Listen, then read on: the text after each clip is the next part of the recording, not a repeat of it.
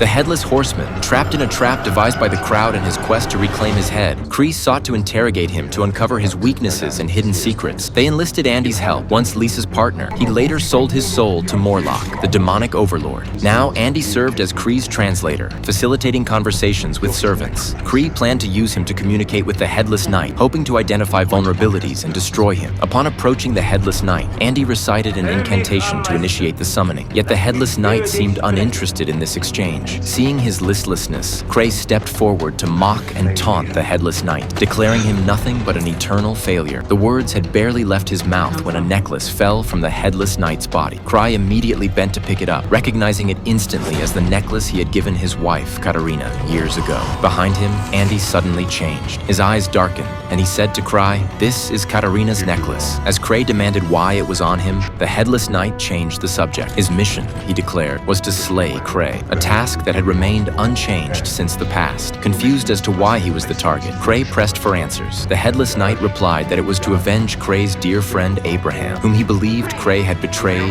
and murdered. This struck a nerve with Kree, instantly enraging him. It wasn't true at all. Seeing Kree's agitation, Lisa immediately stepped in to restrain him. Just then, the power system suffered deliberate sabotage, plunging the cell block into darkness. Without the ultraviolet light's suppression, the Headless Knight's powers began slowly returning. Kree still wanted to continue interrogating him. Just then, the sheriff arrived with Jenny, warning that the Hassan mercenaries would attempt to rescue the Headless Knight. They needed personnel to guard the passageway, but couldn't call for backup. Officer Andy had already sold his soul, and no one could be trusted anymore. Choosing allies required caution. The sheriff, Lisa, and Jenny then headed to guard the passageway, leaving only Kree to watch over Andy and the Headless Horseman until power was restored. But just then, Andy pulled a compass covered in skulls from within himself and chanted a spell to break all bonds.